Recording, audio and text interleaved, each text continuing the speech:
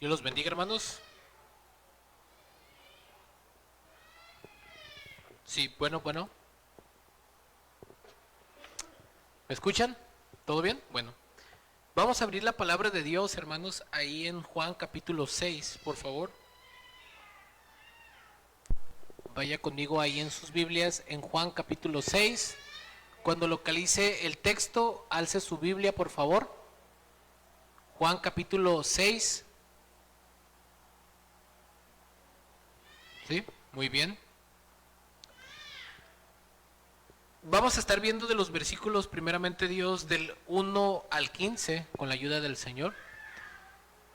Y quiero comenzar con esta pregunta, hermanos. Piense en esto. Ya tenemos el texto, ahorita vamos al texto, pero quiero que piense en esto. ¿Qué concepto tenemos nosotros de nuestro Señor Jesucristo o del Mesías y su ministerio? ¿Cómo presentamos a Cristo de manera que sea atrayente para los incrédulos, que podría causar que lo sigan por motivos equivocados? Piensen en esto, hermanos. Miren, en una conversación normal, usted conoce a alguien que tiene, no sé, una enfermedad terminal y usted le dice, confía en Dios, mira, tú entrégate a Cristo y Él te puede curar. Conoce a una persona con situación financiera precaria y le dice, Irán, tú no te preocupes, tú acércate a Dios, entrégate a Cristo y Él te va a ayudar. Y no tienes trabajo, mira, Él te va a dar un trabajo. ¿Tienes problemas en tu matrimonio? Mira, no te preocupes, tú entrégate a Cristo y Él va a arreglar todo. Yo no digo que a veces nuestras intenciones no sean buenas. Y no es que el Señor no pueda hacer estas cosas, pero no es lo más importante ni la esencia de su persona y obra. Y es que es una realidad, hermanos, que cualquiera de nosotros podemos tener un concepto equivocado de quién es nuestro Señor Jesucristo y cuál fue su propósito al venir aquí a la tierra. Y lo peor de esto es que podemos hacer que Cristo sea atractivo hacia otros, pero de una manera equivocada. Por eso es lo que vamos a ver en este texto, mis hermanos. En este texto, Cristo nos muestra cómo es posible seguirlo por motivaciones incorrectas para que examinemos nuestros corazones y seamos verdaderos discípulos. Fíjese bien, en este texto Cristo nos muestra cómo es posible seguirlo por motivaciones incorrectas para que examinemos nuestros corazones y seamos verdaderos discípulos. Es lo que estaremos viendo. La historia de la alimentación a los 5,000, muchos de ustedes lo han de conocer, fue la cuarta señal que el apóstol Juan emplea para demostrar que Jesús es el Mesías, el Hijo de Dios. Es el único milagro curiosamente registrado en los 4 evangelios, Mateo, Marcos y Lucas. Y esta narración nos demuestra el poder creativo de Cristo y también nos demuestra que Jesús es Dios y también prepara el escenario para el discurso que dará más adelante en este capítulo sobre el pan de vida. Vaya conmigo ahí, por ejemplo, en el capítulo 20, por favor, mis hermanos, de Juan, versículo 31 y 32, que dice: hizo además Jesús muchas otras señales en presencia de sus discípulos, las cuales no están escritas en este libro. Versículo 31. Pero estas se han escrito para que creáis que Jesús es el Cristo, el Hijo de Dios, y para que creyendo tengáis vida en su nombre. ¿Por qué leo este versículo, hermanos? Porque aquí nos está diciendo Juan el propósito de su evangelio. Estas cosas se han escrito para que creamos que Jesús es el Mesías y para que creyendo tengamos vida en su nombre. Y todo lo que él narra y relata tiene un propósito bien definido. Uno de los propósitos es demostrar que Jesús es Dios, que Jesús es el Mesías, y cada milagro, cada señal que Jesús hizo apunta y demuestra quién es Él. Entonces, teniendo este contexto en mente, hermanos, vamos a adentrarnos qué pasó en esta ocasión, y tenga en mente esto, que este evangelio fue escrito con el propósito de revelar quién es Jesús, y que al creer en Él la gente pueda tener vida en su nombre, y que cada milagro o señal que Él hizo apunta y reafirma quién es Él, y reafirma el propósito que Juan tuvo al escribir este evangelio. ¿Estamos todos aquí? Teniendo en mente este contexto, hermanos, recuerde que en este texto Cristo nos muestra cómo es posible seguirlo por motivaciones incorrectas para que examinemos nuestros corazones y seamos verdaderos discípulos. Por eso he titulado este mensaje, Un Mesías al gusto. Un Mesías al gusto.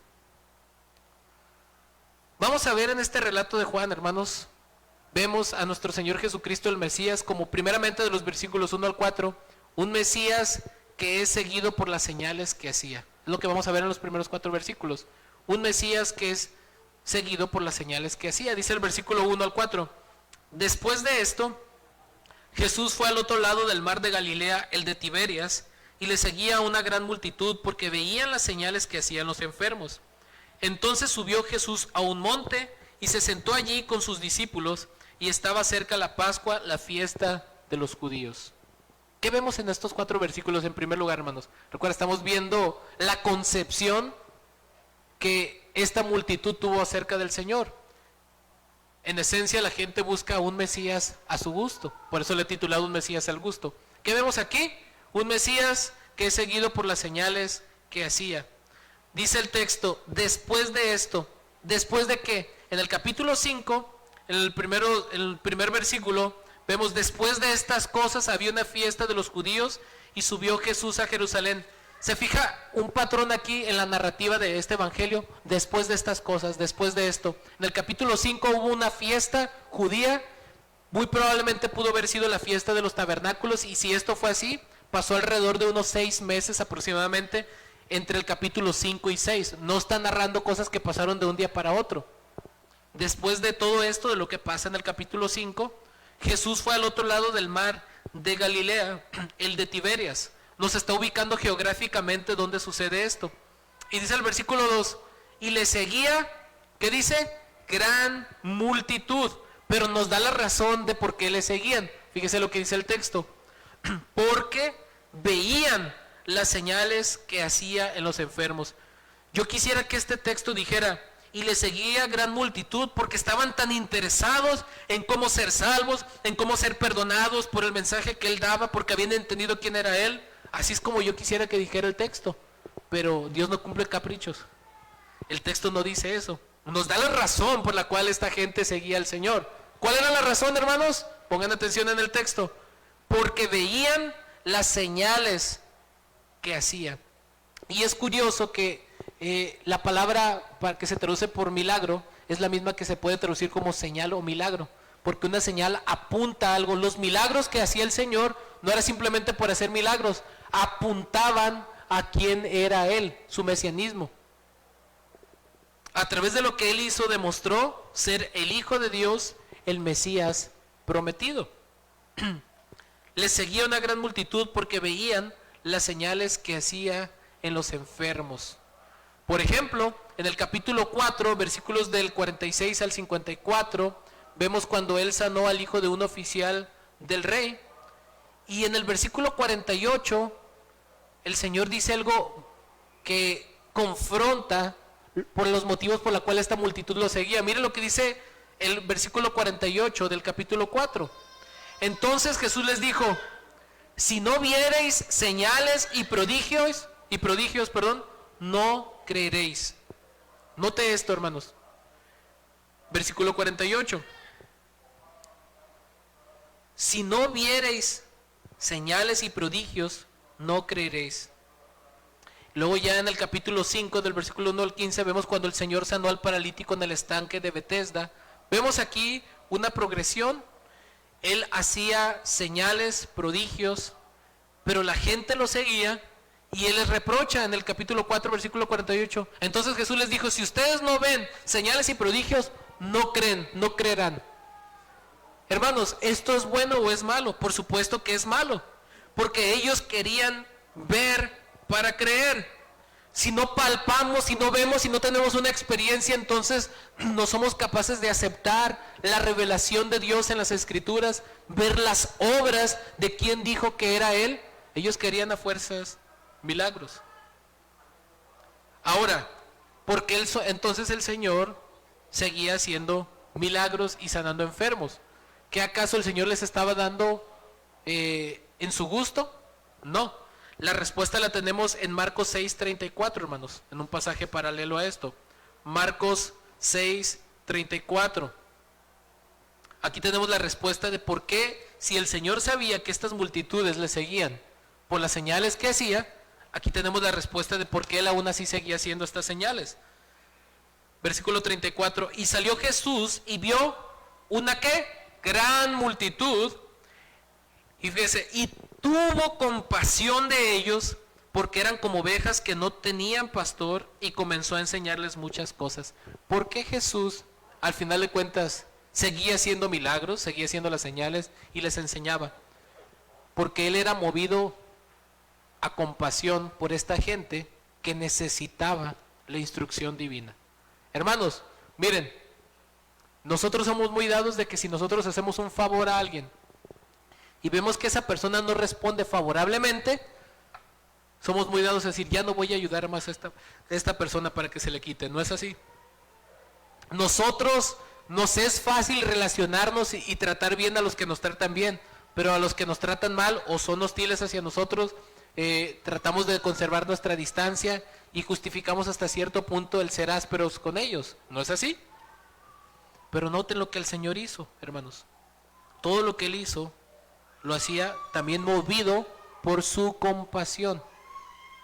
Hermanos, el Señor sabía que esta gente, la mayoría de esta gente al rato iba a estar gritando, crucifíquenle, y aún así sanó a muchos. ¿Por qué lo hizo, hermanos? Movido por su compasión. Aquí vemos algo que es importante en el trasfondo de este relato, hermanos, porque vemos la bondad de nuestro Dios. Jesús es Dios, Jesús era Dios, y vemos que Él siempre amó a las personas de una manera que ningún ser humano puede amar, porque Él sabía quién era este tipo de gente y conocía todos los corazones, y aún así Él seguía dando testimonio de quién era Él para que se arrepintieran y tuvieran vida eterna, y sanaba a los que tenían necesidad. Entonces, ¿por qué lo hizo? Aquí vemos un elemento importante. Él no podía dejar de dar testimonio de sí mismo acerca de quién era Él, el Hijo de Dios, el Mesías, pero también lo hizo por compasión. Todo lo que nosotros hacemos, hermanos, tenemos que imitar a Cristo y tiene que ser movido por compasión. No simplemente por obligación, o porque ya no me queda de otra, o porque si no el pastor me va a regañar, o porque si no, ¿qué van a decir de mí? Hermanos, tenemos que imitar el carácter de Cristo, y una de las características que tenemos que imitar y que más nos hacen falta, hermanos, independientemente en el mundo caído y en el contexto pecaminoso que vivimos y de las motivaciones equivocadas de la gente, en nosotros como sus seguidores, como sus discípulos, no debe de faltar la compasión. Tenemos que ser compasivos, hermanos. Es una lucha tremenda para mí, es una lucha tremenda para usted, lo supongo, pero tenemos que imitar a Cristo. ¿Qué tan compasivo es usted? ¿Qué tan compasivo soy yo? Es curioso porque si Jesús era Dios y sabía que toda esta multitud lo seguía con motivaciones incorrectas, ¿por qué seguía sanando enfermos? Yo les hubiera dicho, ¿saben qué? Váyanse de aquí, ustedes nomás están haciendo perder el tiempo, tal vez. Pero no, él no era la actitud de él. Eso no quiere decir que no los confrontaba, eso no quiere decir que no les decía la verdad, pero siempre mostró compasión y amor hacia la gente.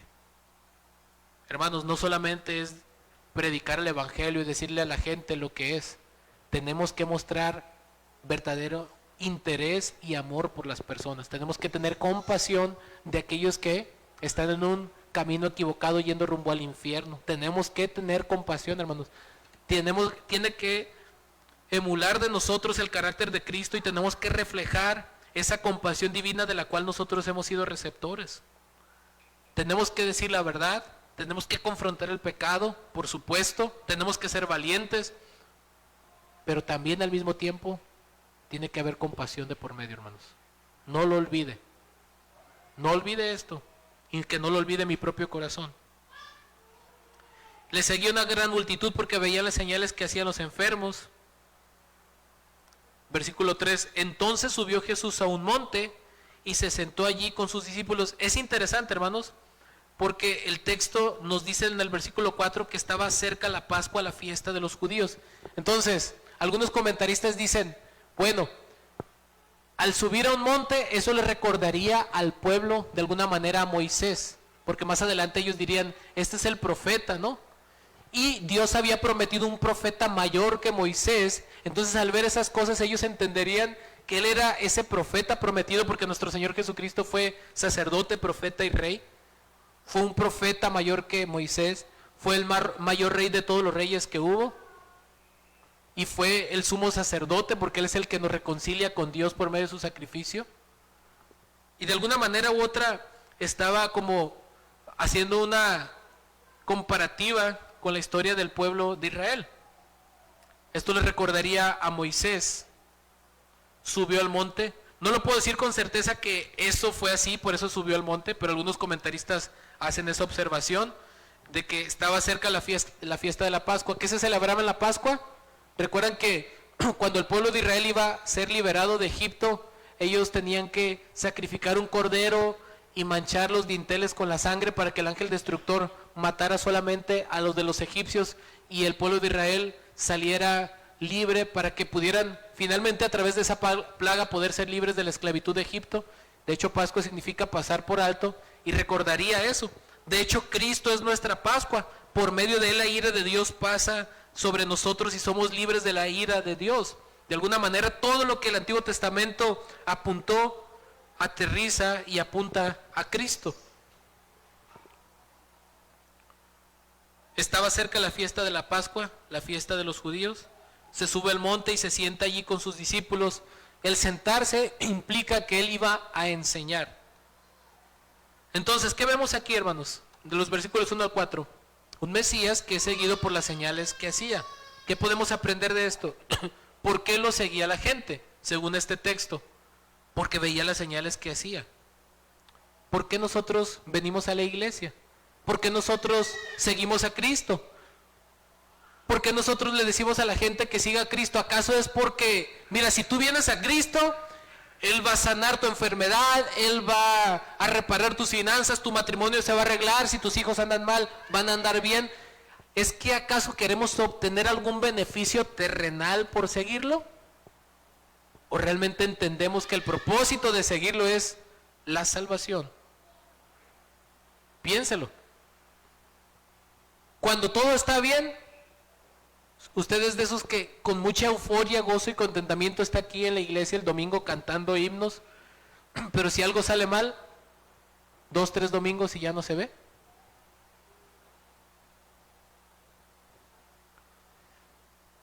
Si está llena mi alacena, estoy contento. Si no está llena, entonces estoy amargado, frustrado, triste, preocupado, enojado. Si tengo salud, estoy contento. Yo tengo un amigo que me ama. O ahí no habrá tribulación.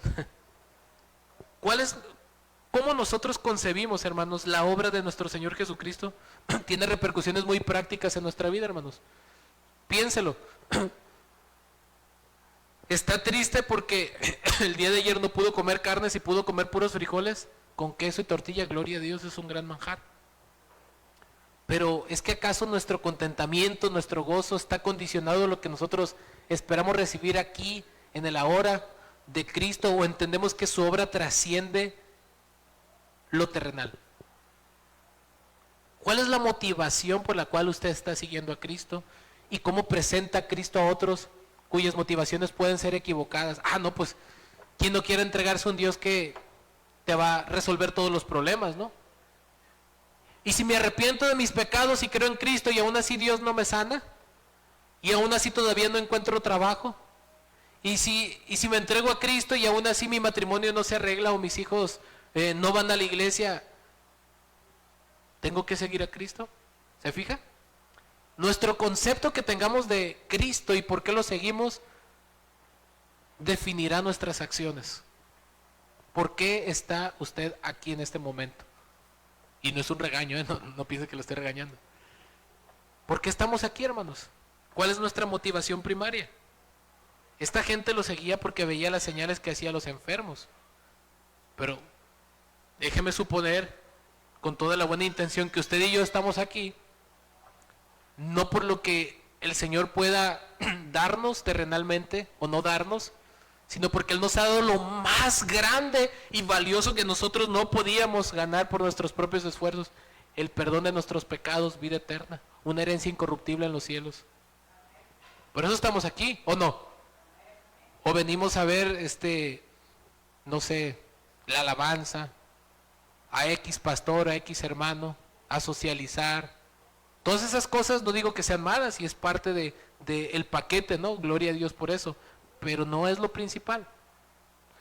Si estuviéramos debajo de un árbol sería lo mismo, hermano, si no tuviéramos un edificio, si no tuviéramos instrumentos, si no tuviéramos sonidos. Mientras tengamos la palabra de Dios y podamos reunirnos, tenemos todo. ¿Por qué venimos, hermanos? ¿Con qué actitud venimos? ¿Vino contento? ¿O vino con la cara bien contenta de amargado? ¿Venimos a la iglesia con gozo porque sabemos que venimos a adorar a nuestro Dios? ¿O venimos pensando en miles de cosas, quejándonos, preocupándonos? Y venimos de Martas. Te preocupa esto y aquello, pero lo más importante, ¿por qué sigue a Jesús?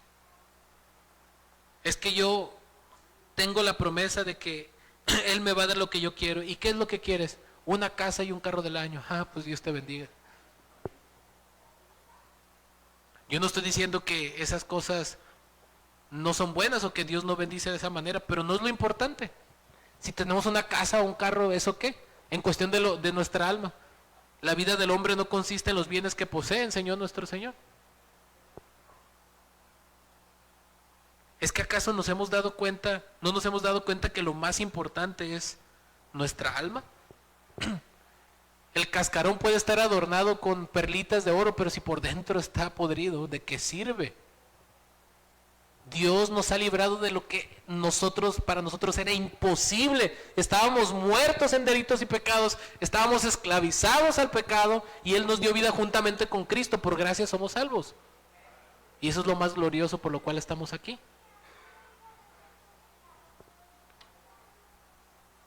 Pero en segundo lugar, hermanos, también vemos de los versículos 5 al 9, un Mesías poniendo a prueba la fe de sus discípulos. Es muy bonito decir amén a esto, pero cuando viene la prueba, yo mismo trago saliva, porque en algún momento somos probados. ¿Sabe que Dios también pone exámenes, no nomás en el seminario, en la escuela, o en la universidad, o en la primaria, o en el kinder, o en la secundaria? Dios también le gusta poner pruebas, exámenes. Y nos examina, y las pruebas que Dios nos pone no es para que Él sepa algo de nosotros, pues Él ya lo sabe de antemano, sino para revelarnos a nosotros qué hay en nuestro corazón. Y aquí el Señor aprovecha la ocasión en su providencia para poner una pequeña prueba a sus discípulos, un examen del seminario bautista Ebenezer del primer siglo. Primera prueba. ¿Cuál es la pregunta del millón aquí? ¿De dónde compraremos pan para que coma tanta gente? Luego más que esos son bien comelones. Cuando alzó Jesús los ojos y vio que había venido él gran multitud, dijo a Felipe: ¿de dónde compraremos pan para que coman estos? Noten, hermanos. Hermanos, pregunta retórica, no me la tiene que responder, pues esto es una predicación, ¿no? Solamente para que piense. ¿El Señor no sabía acaso lo que iba a hacer o lo que tenía que hacer? Obvio. ¿Es que acaso el Señor quería información de sus discípulos que le dieran una idea de cómo hacer las cosas? Obviamente no, ¿verdad? Esta pregunta que Jesús hace a sus discípulos es para ponerlos a prueba a ellos, para hacerlos razonar y para que sus corazones sean redirigidos a Él. ¿Vemos esto? Versículo 6. Pero esto decía para probarle, porque Él sabía lo que había de hacer. Es como cuando usted está enseñando a sus hijos algo y usted les hace una pregunta que usted ya sabe lo que va a hacer, pero simplemente es para el aprendizaje de quien usted está enseñando, ¿no? Felipe le respondió: 200 denarios de pan no bastarían para que cada uno de ellos tomase un poco. O sea, Felipe de volada hizo la contabilidad. Pues son tantas personas y bueno, la comida por aquí es más cara, por acá no. Bueno, un denario era el equivalente al salario de un trabajador normal en aquel tiempo, hermanos. Estamos hablando de aproximadamente 8 meses de trabajo de una persona. no alcanzaría siquiera para que ellos tomasen un poco. O sea, eran 5,000 personas sin contar a mujeres y a los niños, es decir, que probablemente era una multitud como de 20,000 personas. Si nosotros vimos la mano del Señor y nos alegramos por poder alimentar unas 160 personas en las conferencias y se nos hizo un milagro, ahora imagínense el estrés que pudo haber tomado a Felipe, casi 20,000 personas, y luego no tenemos, ¿cómo le vamos a hacer? Les voy a decir un secreto, hermanos, que no dice en la Biblia, pero esto es una opinión personal mía. Yo creo que Felipe era pariente de Marta, era el Marto de aquí, ¿no? Preocupón.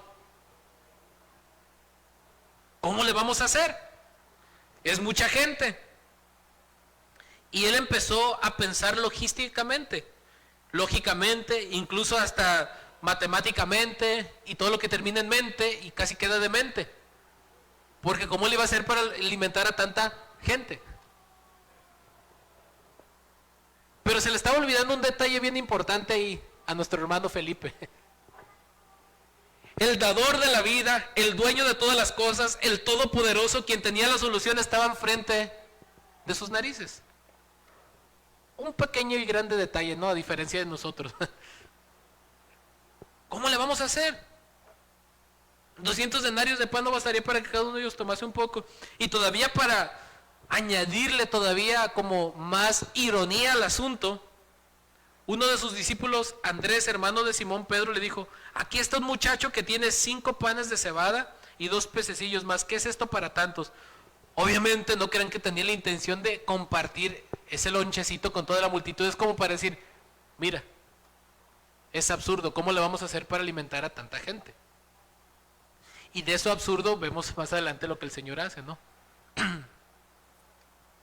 Aquí está un muchacho que tiene 5 panes de cebada, y es interesante porque pues sabemos que el tipo de masa había de trigo y había de cebada. Era un poco más barata la cebada que el trigo. Era algo común, un lonchecito normal, ¿no? Es como, no era algo, la gran cosa, no llevaba ahí lasaña o yo qué sé, caviar ahí de lonche, ¿no? Y he escuchado muchos mensajes de esto, hermanos, y por lo regular casi siempre se concentran o se centran en la fe de este muchachito, ¿no? De lo que Dios puede hacer con tu fe, ¿no? Tú das un poco y el Señor puede hacer mucho. Y no de mérito, y no de mérito que obviamente este muchachito tuvo que ejercer fe al ofrecer su lonche, ¿no? Pero el énfasis o el protagonista del texto no es el muchachito que ofrece los 5 panes de cebada y los 2 pececillos, aunque es un mérito, pero curiosamente ni su nombre se menciona. No es el importante aquí en la historia, sino lo que el Señor enseñaría a través de todo esto que está pasando. ¿Más qué es esto para tantos? ¿Qué vemos aquí de los versículos 5 al 9? Un Mesías poniendo a prueba la fe de sus discípulos. Un Mesías poniendo a prueba la fe de sus discípulos. Hermanos, en nuestro caminar cristiano no piense que no vamos a tener pruebas. En algún momento el Señor nos va a probar. En algún momento nos va a probar. Y ahí es como dicen algunos donde se muestra el cobre. Porque es muy fácil decir, yo amo al Señor, yo creo en el Señor y gloria a Dios, Señor mi Dios. Y cuando viene la aflicción, cuando viene el problema, cuando viene la dificultad, ¿de dónde sacaremos para que coman estos? ¿Cómo le voy a hacer, Señor? ¿Cómo le voy a hacer con esto? ¿Cómo le voy a hacer con mi esposo? ¿Cómo le voy a hacer con mis hijos? ¿Cómo voy a sobrellevar esta enfermedad terminal? No puedo ni con mi propia alma. ¿Cómo voy a llevar el dolor de la pérdida de un ser querido? ¿Cómo voy a poder llevar adelante a mi familia si no tengo empleo? ¿Cómo voy a poder hacerle en esto y en aquello? Y nos turbamos por tantas cosas. Luego vienen los ataques de pánico, de ansiedad, etcétera. Luego vamos ahí con algún profesional de la conducta para que nos medique y andamos todos ahí tembeleques dependiendo de sustancias, y al final de cuentas lo más importante lo pasamos por alto. Hermanos, esto pasa a diario, hermanos. Me pasa a mí, le pasa a usted. Yo no sé, hermanos, pero pellizquese y yo soy un ser humano pecador. Bien pudo abrir el Señor el mar rojo enfrente de mi vista el día de hoy y mañana me topo con otro mar y me voy a preocupar tristemente. ¿No le ha pasado? Que el Señor ha hecho grandes cosas en nuestra vida, lo vemos en la Biblia, lo vemos en carne propia, pero viene una situación nueva de aflicción ¿y ahora qué hago? Nos preocupamos, nos angustiamos, nos frustramos. Esa tendencia, hermanos, está en todos nosotros. Pero el Señor, en su amor y en su compasión y en su misericordia, no nomás nos pone la prueba para que la reprobemos. Él quiere fortalecer nuestro carácter para que nos parezcamos más a Él, para ayudarnos. Las pruebas que vienen en nuestra vida son una bendición, son medios por los cuales el Señor usa para moldearnos más nuestro carácter que sea semejante al de Cristo. Así que, gloria a Dios por eso. El Señor tiene control de todo. El Señor sabe lo que va a hacer. ¿Cómo le voy a hacer? No te preocupes. Tú y yo no sabemos, pero Dios sí. Y lo único que tenemos que hacer es obedecer, confiar en su palabra y obedecerla. El Señor tiene control de todo. El Señor sabe lo que va a hacer. No nos estresemos, no nos preocupemos, no vayamos más allá. No tenemos el control de todas las cosas, pero Dios sí. Y lo único que usted y yo tenemos que hacer, mire, es confiar en Dios. Confiar en el Señor, confiar en su palabra. Suena muy simplista esto, pero es que así es. ¿Qué más les puedo decir, hermanos?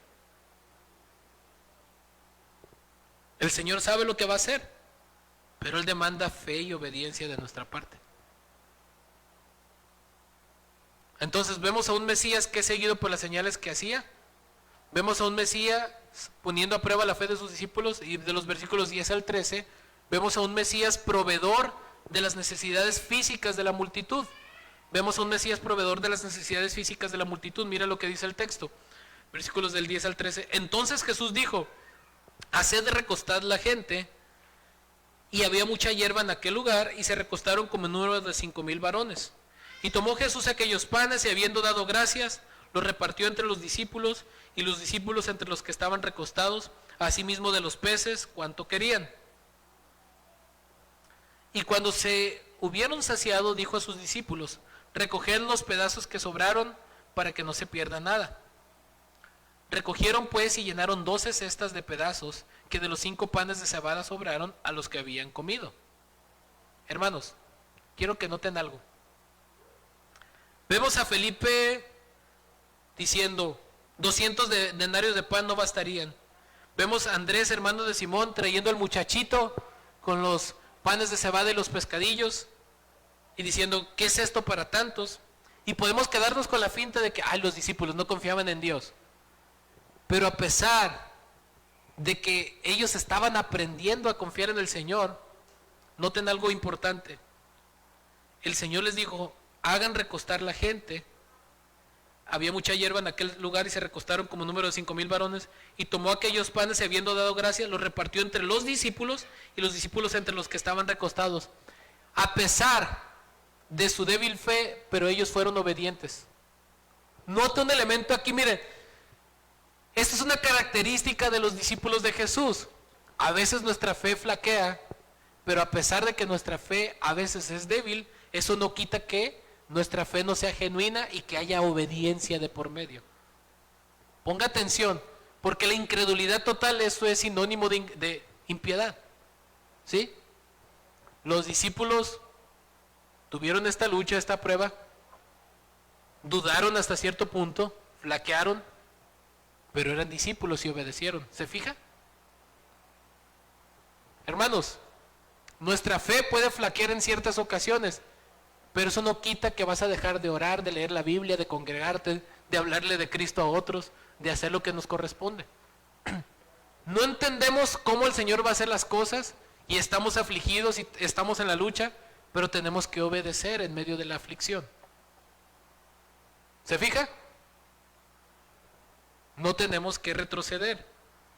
Ellos habrán podido tener poca fe,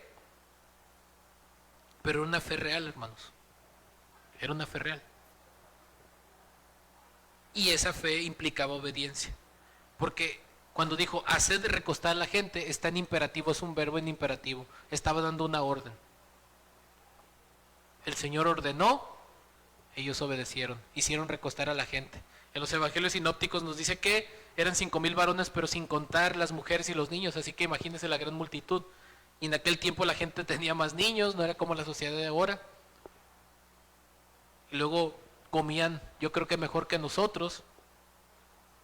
Olvídese, hermanos.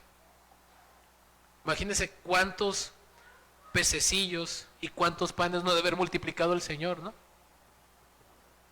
Yo creo que con los varones de aquí de Benecer hubiéramos equivalido los 5,000 varones, ¿no? Y hubiera sobrado todavía. Fue un gran milagro, hermanos. Tomó Jesús aquellos panes y habiendo dado gracias los repartió entre los discípulos y los discípulos entre los que estaban recostados. Asimismo de los peces cuanto querían. Pregunta, hermanos. Nuevamente retórica, claro. ¿Por qué el Señor no simplemente oró? La gente cerró sus ojos recostada y abrió sus ojos y ¡pum! Aparecieron los pececillos y los panes ahí. ¿Por qué no sucedió así? ¿Se fijó que el Señor involucró a sus discípulos? Él lo dio a sus discípulos, ellos lo tenían que repartir entre la multitud. Aunque el Señor hizo el milagro, hizo la obra, pero usó vasos de barro, quiere involucrarnos en su obra. ¿Se fija? Es el Señor quien hace la obra, pero quiere usarnos, hermanos. ¿Qué tenemos que hacer nosotros? Simplemente confiar y obedecer. Él es el que hace la obra, no nosotros. Pero tenemos que dejarnos usar. Tenemos que confiar en Él y tenemos que obedecer lo que su palabra nos dice. ¿Cierto? Son principios, hermanos. Imagínense, hermanos. Yo creo que no hubo mejores mariscos. El mejor restaurante que pueda haber ahorita aquí no se compara con estos peces hechos por el mismo Dios, ¿no? Nadie pudo haber experimentado algo así como ellos. Y dice que el versículo 12, cuando se hubieron saciado, dijo a sus discípulos, recojan los pedazos que sobraron para que no se pierda nada. Miren, hasta sobró. Noten la obra del Señor. Era tanta gente y dice que se saciaron, o sea, no comieron una probadita, no fue un postre. Se saciaron. Y sobró. Y el Señor hizo que recogieran los pedazos que sobraron para que no se perdiera nada. Yo creo que aquí hay otro principio. Esto es secundario a la idea central, pero es un principio que podemos ver y aprender, hermanos. Aunque el Señor multiplicó esos pececillos y esos panes de cebada, eso no significa que ellos tenían derecho a despilfarrar o a tirarlos. Aquí vemos un buen principio de la mayordomía. Aunque el Señor se los dio, les mandó, ¿qué dice? A llenar, recogieron pues y llenaron 12 cestas de pedazos que de los 5 panes de cebada sobraron a los que habían comido. Pudieron haber tirado esos panes. De todos modos el Señor hizo abundancia, ¿no? Pero no, hermanos. De lo que Dios mismo nos da, Él es dueño de todo. Él quiere que seamos buenos mayordomos, buenos administradores, que no andemos despilfarrando lo que Él nos da nomás porque sí. Quiere que lo usemos para su gloria. Podemos disfrutar de lo que Él nos da, podemos compartir de lo que Él nos da, pero no debemos despilfarrarlo. Son sus bendiciones, pero Él quiere que seamos buenos administradores de ellas, hermano. No porque hay, vamos a andar gastando a lo loco, ¿no? Tampoco vamos a ser codos, por supuesto, tenemos que ser generosos. Podemos disfrutar de lo que el Señor nos da, pero con sabiduría, para su gloria. Sobró.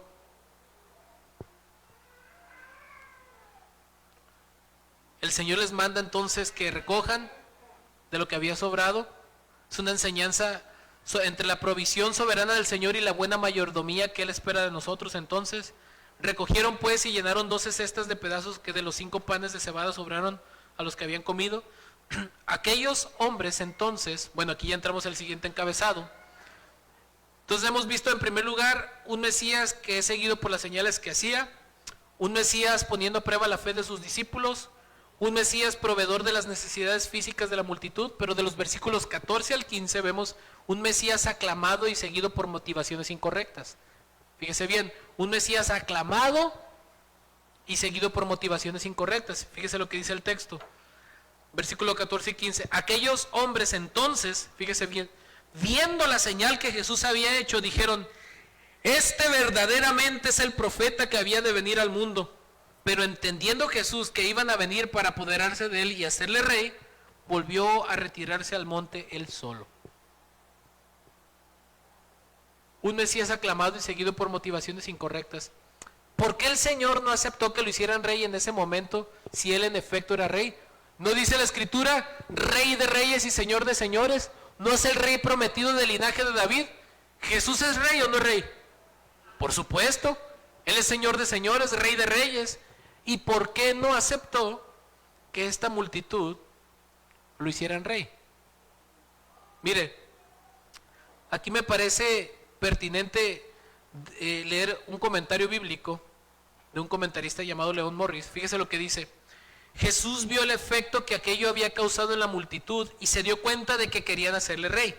En aquellos días había un movimiento nacionalista muy violento y seguro que muchos de los miembros de ese grupo, al ver aquel milagro, pensarían que aquel era el líder que Dios les enviaba y que era el que les iba a dirigir para luchar contra los romanos. Así que iban a hacer todo lo posible para proclamarle rey, como muchos otros solo buscaban a Jesús para lograr sus propios fines. Fin de la cita. Aunque Jesús era el profeta, cuando vieron la señal que había hecho, dijeron: este verdaderamente es el profeta. Y cuando dicen este verdaderamente es el profeta, ¿a qué se refieren? Deuteronomio 18:15. Mira lo que dice Deuteronomio 18:15. Moisés hablándole al pueblo de Israel de un profeta mayor que vendría. Deuteronomio 18:15 dice: profeta de en medio de ti, de tus hermanos como yo, te levantará Jehová tu Dios, a él oiréis. El versículo 18 dice: profeta les levantaré en medio de sus hermanos como tú, y pondré mis palabras en su boca, y les hablará todo lo que yo le mandare. Mas cualquiera que no oyere mis palabras que él hablare en mi nombre, yo le pediré cuenta. Profeta en medio de ti, de tus hermanos como yo, te levantará Jehová tu Dios, a él oiréis. Ellos dijeron: él es el profeta. Recuerden toda la relación que había, la Pascua, el monte, Moisés. Y recuerden que todo esto también era una preparación para el discurso que él daría de que él es el pan de vida. Él es el profeta, dijeron. Pero, ¿cuál fue su concepción? Ya llegó nuestro Salvador político. Fíjese bien, ellos querían un Mesías al gusto, un Salvador político, pero no un rey espiritual de sus almas. Este era el gran problema. La mayoría de la gente quiere un Salvador, pero no quieren un Señor al cual rendirle cuentas. Es la realidad. Todos queremos un gobierno que nos dé, pero no queremos obligaciones que contribuir. Todo el mundo queremos beneficios, pero no queremos responsabilidades. No ha cambiado nada en esencia la actitud de la gente, hermanos. Y por ahí, pues muchos políticos se aprovechan para llenarle los oídos a la gente, ¿no? Y decirle lo que sus corazones pecaminosos quieren oír y prometerles el cielo, mar y tierra. Y la gente al final de cuentas lo que quiere son salvadores políticos. Y no es que nuestro Señor Jesucristo no vaya a ser también un rey político, porque su reino lo abarca todo y lo abarcará todo, y Dios reinará por los siglos de los siglos. Habrá nuevos cielos y nueva tierra en los cuales more la justicia, dice la Escritura. Él será rey sobre todo. Pero en ese momento ellos no entendían que necesitaban primeramente ser librados de sus pecados, necesitaban una transformación interior, necesitaban ser regenerados, necesitaban ser perdonados, necesitaban reconciliarse con Dios, necesitaban un salvador de sus pecados, porque el propósito de su primera venida era a venir a dar su vida a la cruz para poder expiar sus pecados.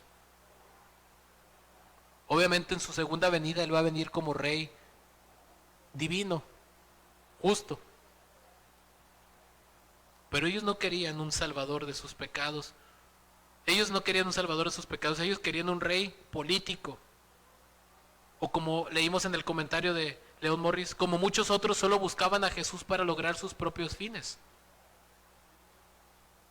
¿Qué nos muestra esto? En este texto Cristo nos muestra cómo es posible seguirlo por motivaciones incorrectas para que examinemos nuestros corazones y seamos verdaderos discípulos. Hermanos, a veces tristemente es posible que nosotros estemos siguiendo a Cristo por motivaciones incorrectas. Y cuando Dios no me da lo que yo quiero, que es un ídolo, porque cualquier cosa que nosotros deseamos más que Dios o que estuviéramos dispuestos a pecar por obtenerlo, es un ídolo, entonces nos vamos. Ya no oramos, ya no leemos, ya no vamos a la iglesia, ya no buscamos la comunión con los santos. Hermanos, Jesús nos ofrece lo más glorioso. Él es el Mesías, el Hijo del Dios viviente, Dios hecho carne, el Salvador. Él dio su vida en la cruz, Él bebió la copa de la ira de Dios por nosotros. Él fue sin pecado, sin embargo Él fue castigado. La ira de Dios fue derramada sobre Él para que usted y yo pudiéramos ser libres de la ira de Dios, para que pudiéramos ser rescatados del infierno. Él nos ha dado una herencia incorruptible en los cielos, Él nos ha hecho nuevas criaturas, Él nos da lo más glorioso y grandioso que alguien puede ofrecer, la vida eterna. ¿Hay algo de más valor que eso? ¿Hay algo de más valor que eso? ¿Hay algo más importante que ser perdonados? Nadie puede librarnos de la ira de Dios. Somos pecadores y un día vamos a enfrentar la justicia divina y necesitamos desesperadamente salvación, y el único que nos puede hacer libres es ese Rey glorioso que vino, murió, resucitó al tercer día. Hay cosas más importantes que las cosas terrenales por las cuales nos preocupamos. Él es el profeta mayor que Moisés prometido y Dios mismo salvador de su pueblo. Dios había prometido, yo mismo salvaré a mi pueblo, en Ezequiel 34. Él es ese profeta mayor que Moisés prometido, Él es el rey prometido. Pero note lo que dice la palabra de Dios, mis amados hermanos. Mateo 16:24. Entonces Jesús dijo a sus discípulos: si alguno quiere venir en pos de mí, niéguese a sí mismo y tome su cruz y sígame. ¿Cómo es el llamado al discipulado? No es, ¿te sientes vacío? ¿Sientes que no eres feliz? ¿Sientes ahí un cosquilleo en tu corazón que nadie te sacia? ¿Hay un vacío en tu corazón que solo Dios puede suplir? Pues no es cierto, hermanos. No necesitas del Evangelio y de Cristo para ser feliz. Puedes ser bien feliz en el pecado y ese engaño llevarte al infierno. No necesitas a Cristo, hablando en el ámbito terrenal, temporal del placer, para ser feliz. Hay gente que es súper feliz, alegre y contenta en el pecado, hermanos. Y puede morir alegre, pero despertará tristemente aterrada.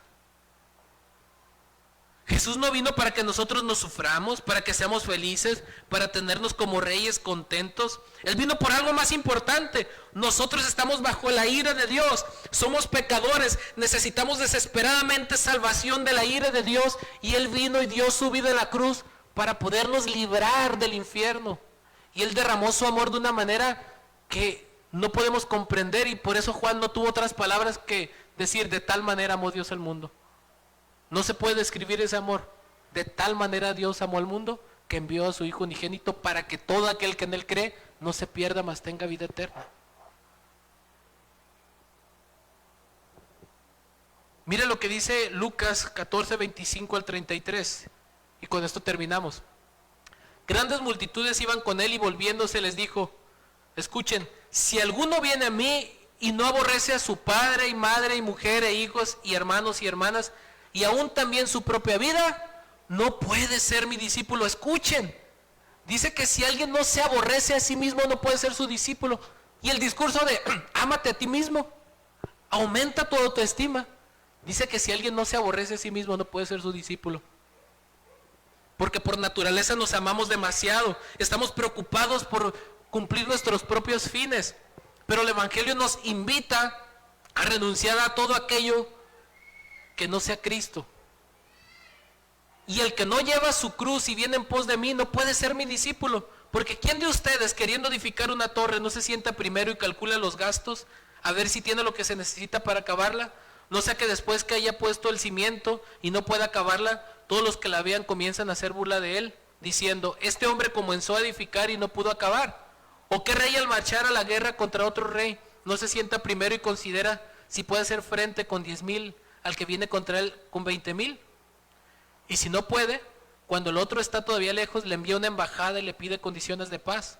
Así pues, cualquiera de vosotros que no renuncia a todo lo que posee, no puede ser mi discípulo. ¿No vemos aquí un evangelio ligero? ¿No vemos una salvación ofrecida a la ligera? Tú nomás repites una oración, pasa al frente y eres salvo. ¿Te sientes vacío? Ven a Cristo y Él te va a hacer feliz. ¿Tienes problemas? Ven a Cristo y ya todo se va a solucionar. Tenemos que renunciar a todo lo que nosotros poseemos de valor. Mi justicia, mi orgullo, mi pensamiento de que hay algo bueno en mí. Nada bueno hay en nosotros. Todo lo único bueno que hay está en Cristo y nos apropiamos de Él solo por medio de la fe. Nuestra justicia es basura, no nos puede salvar. No hay absolutamente nada bueno en nosotros. Todo lo bueno viene de Él por gracia. Por gracia son salvos por medio de la fe. Y esto no procede de ustedes, pues es un regalo de Dios, no por obras para que nadie se gloríe. Cristo tiene que ser de más valor para ti que tu trabajo, que tu esposa, que tus hijos, que tu familia, que todo. Él debe ser el número uno en nuestro corazón y es un llamado radical a sacrificar, a matar a todos esos dioses falsos de nuestro corazón y poner en primer lugar a Cristo y estar dispuestos a ir a la cruz por Él. No es un llamamiento ligero, hermanos, pero créanme que vale la pena ir por ese camino angosto, por esa puerta estrecha, porque el fin es la vida eterna. Pero la puerta ancha, todo el mundo entra por ahí y sabemos cuál es su fin, ¿verdad? En este mundo podremos tener aflicción, pero confiemos, Él ha vencido al mundo. Seguir a Cristo es lo mejor que podemos hacer, pero no va a ser fácil. Lo que Él nos ofrece es de más valor que lo que podemos obtener en este mundo. Y si tenemos que perder lo que tengamos que perder por ser fieles a Él, no importa. Tenemos que asumir el costo. Nuestra vida, nuestras posesiones, nuestra reputación, ya no nos pertenecemos a nosotros mismos. Él nos ha dado algo más grande de lo que nosotros podemos imaginar y que no podíamos ganar. Lo que nosotros lo hacemos no es para ganar la salvación, es para ser fiel a aquel que ya nos dio por gracia algo mucho más grande que lo que nosotros podemos imaginar. Si de verdad hemos entendido quién es Cristo y a qué vino y lo que Él hace en nosotros, presentemos el verdadero evangelio e invitemos a las personas a arrepentirse y a ser discípulos de Cristo como Él quiere que lo sean. No puedes tener a Jesús como tu Salvador sin ser tu Señor. Es muy fácil decir, yo creo en Jesús como mi Salvador, pero seguir viviendo la vida de pecado sin arrepentimiento, sin una fe genuina en Él, no se puede así. Es una entrega radical.